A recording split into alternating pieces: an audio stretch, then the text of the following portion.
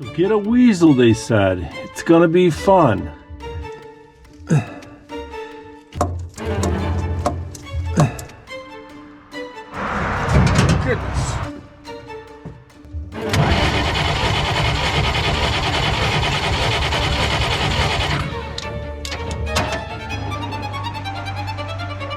Tomorrow. That was cool.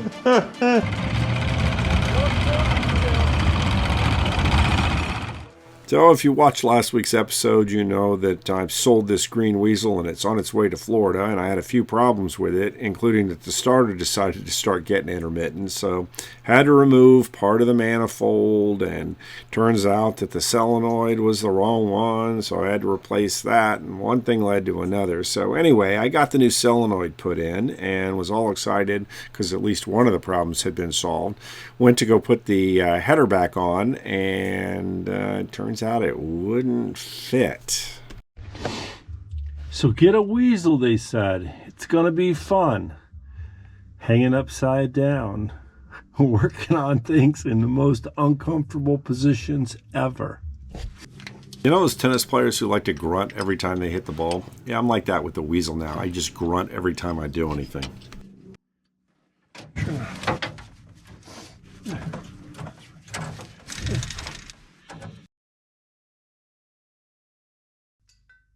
So weasels have a header that runs basically from the engine manifold back to another part of the exhaust system in the back, and it's pretty tight in there. There's not a lot of room between the sides of the weasel hull down where the engine sits and the manifold and the oil pump and a bunch of other things. So it's a pretty complicated header.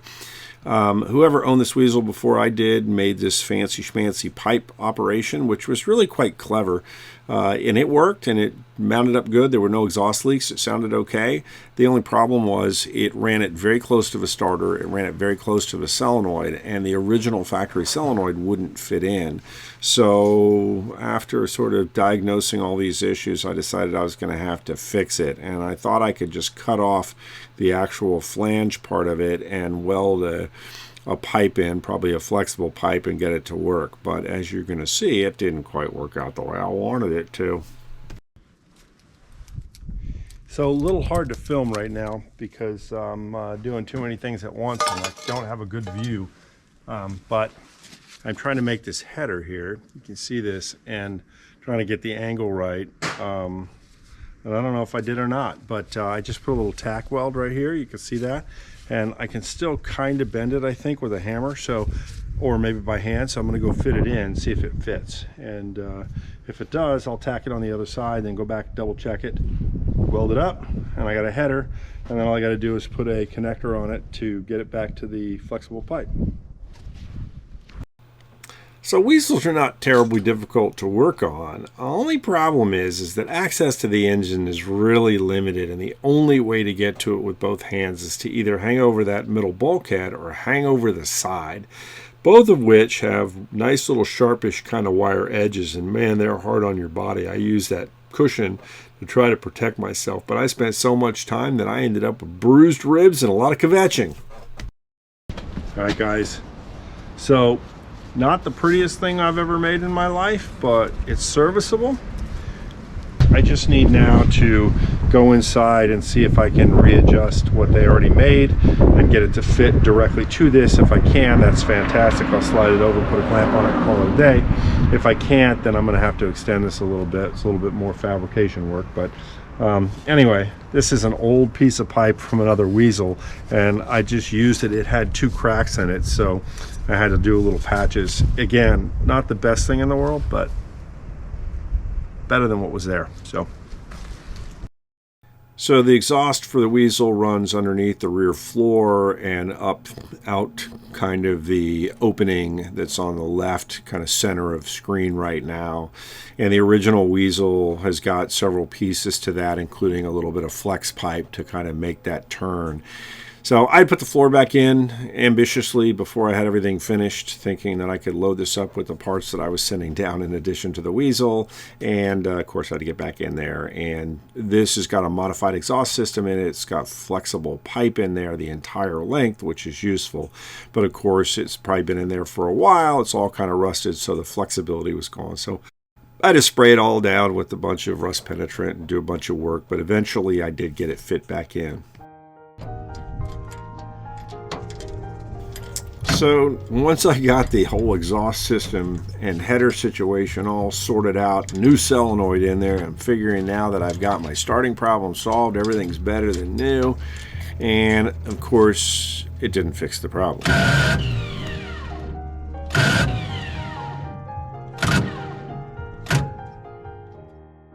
So to say that I was a little frustrated at this point after having gone through all the difficulties of replacing the solenoid, then having to make a new header, and then having to get it hooked up to the existing exhaust system, and then having the fix, which I was sure was going to fix that grinding problem, not work. It was pretty disappointing. But what are you going to do? You regroup, you think about it a little bit more, and you get back after it.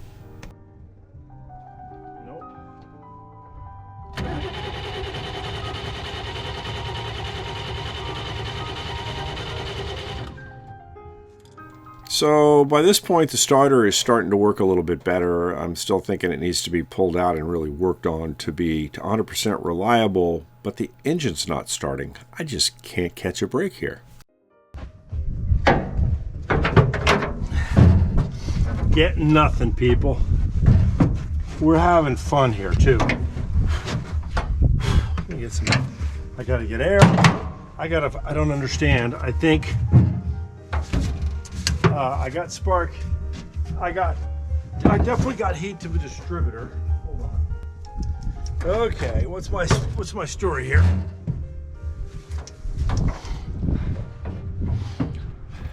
So as most of you know, you need three things to get an engine to run. You need compression, you need spark, and you need gasoline or fuel. And I knew we had fuel, and I know I have compression because this engine's been running fine. So start diagnosing the electrical. I like to start by making sure that I've got power to the coil and then power from the coil into the distributor, which I checked. And in both cases, that turned out correct, which then means that your problem is downstream of that, which would mean that you have a problem with your points or your condenser.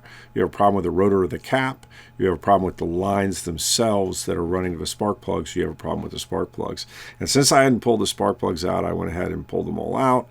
It's always a little scary with engines that have been sitting for a long time because the spark plugs will get stuck and sometimes you can ruin threads in there. It's always a good idea to use never sees or something like that on your spark plug threads, just something else. In the aviation world, you have a lot of aluminum heads and aluminum components in engines, so you will see that used all the time to try to keep the dissimilar metals from corroding.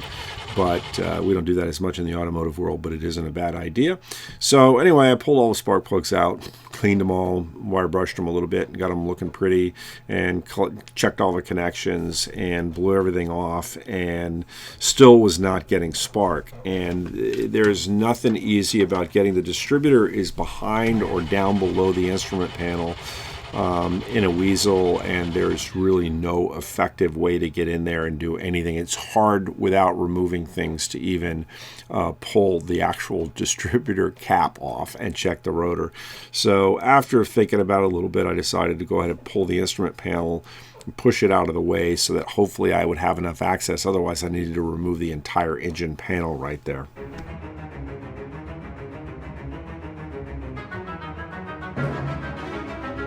So with the instrument panel out of the way, you can reach straight down and get pretty good access to the distributor. It's still sort of scary because there are holes in the distributor that lead down into the bottom parts of it, and little screws and all kinds of... It's a fraught with danger kind of operation, but suffice to say, I pulled the points. I pulled the condenser out. I managed to get everything clean. I replaced the condenser once, and eventually I got spark again. And the best place to check that, again, as you're trying to work through the system, is to pull the high tension lead out of the distributor cap itself and get good spark there. And then you know at that point now that the distributor itself on the inside is working, and the only thing left that is really from the distributor cap outwards. So I've got a bad rotor, I've got a bad distributor cap, or I've got bad leads to the spark plugs themselves, and that would be why I wasn't getting spark at the spark plug. So you can see it's starting to get dark by this point. I've gone through a bunch of misstarts, but I finally got spark, so it was time to see if it was going to start. But I went ahead and put the instrument panel back in because there was things hanging out in the way, and I didn't want to catch a wire. And I don't know, all kinds of bad things can happen.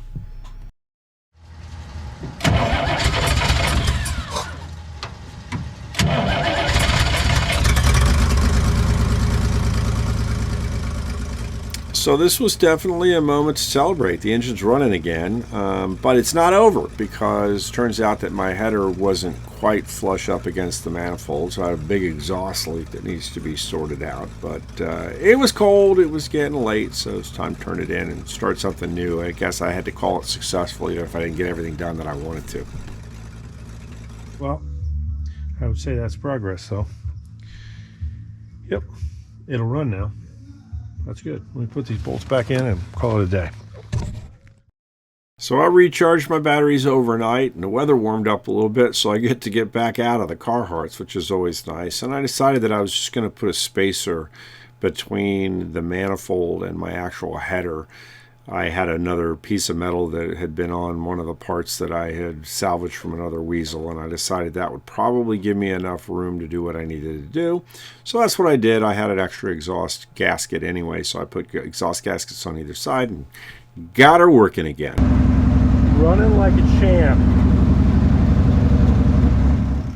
So the last part of this process was to try to get these tracks a little tighter so that this thing would turn better. It's all part of getting the Weasel to turn correctly. So I tensioned the tracks. This one I tensioned a little less than I'd like to because it's not banded and it's relying on 70-year-old center bands there, and I'm concerned that it's going to break. So the new owner understands that, and he's got the bands that I'm going to send him down there so he can reband the track and get full use out of these. But in the meantime, we got it working a little bit better, and she's driving pretty good.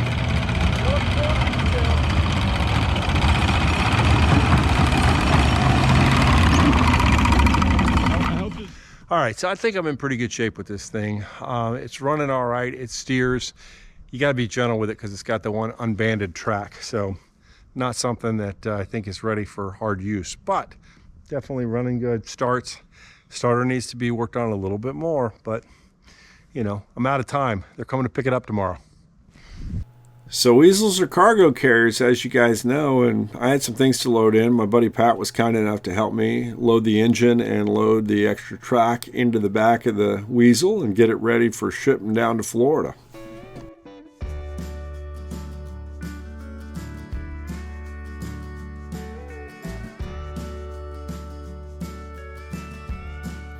Again, Weasel tracks are pretty heavy, and you just have to be careful with them. They're pinching kind of things. I got some Weasel war wounds from messing with tracks so much over the last couple of weeks, but we were able to not hurt anything and get these loaded into the back of the Weasel, so he gets nice bands that he can put on that one driver's side track and a bunch of extra Grousers. There's a lot of broken Grousers in this set of tracks. They're not exactly in great shape, but there's still some good ones, so he'll be able to use those and keep this set of tracks running for a while.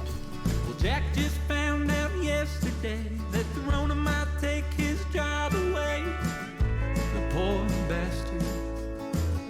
He ain't got nothing saved. He spent it all on alcohol and $3 pull tabs. Bad luck, bad vibes. Long days, long lives, but the carny will get by.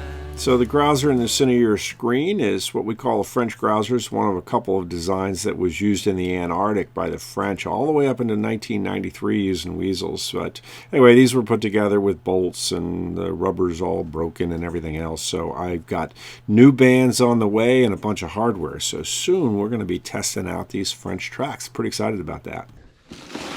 Look at that. That's a mess of lock nuts.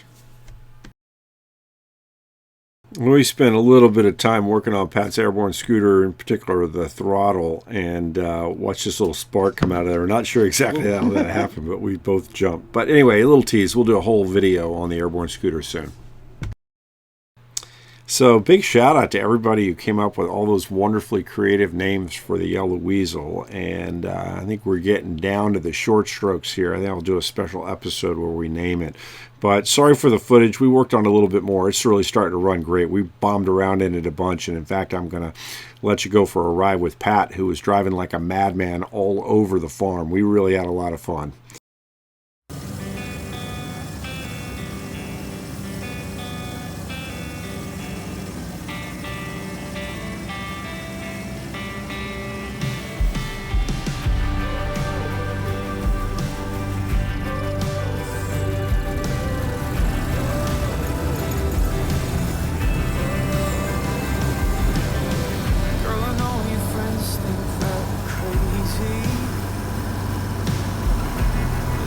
Haven't seen love this plain. When they ask what on earth is going on, just turn on your record and play this song. 'Cause to me, our love is like. So sorry for all the bad camera work, but I was hanging on for dear life. Pat was hell-bent on seeing how fast this weasel would go across the bumpy field, but she runs pretty darn good at this point. Again, the tracks are running pretty nicely. I got a couple little things left to fix, but we had a ball. We were laughing so hard that a friend of mine who was hunting in the next farm over could hear us laughing over the weasel noise, so it was definitely a good day. He was cruising. I thought he was going to send me flying when he went through there, but anyway.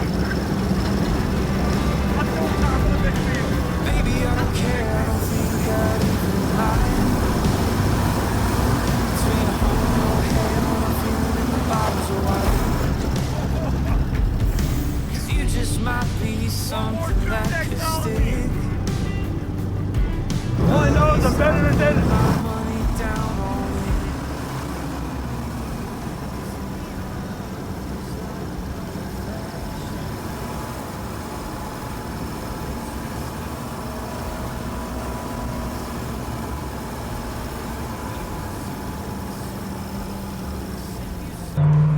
Hey, so I got to give a sincere shout out to Steve and thank you for sending me a box of supplies.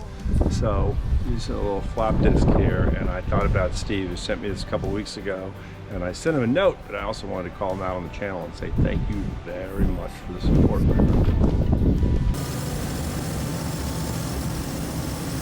So that's all we got time for, guys. I hope everybody's doing well out there. We're going to have a naming ceremony for the Yellow Weasel next episode. I promise we're going to have some fun with that. So anyway, you guys keep your corner squares. Thanks as always for tuning in. And hit that like button and subscribe button if you're enjoying the channel. We'll see you again next Weasel Wednesday. Patrick Tipton signing off.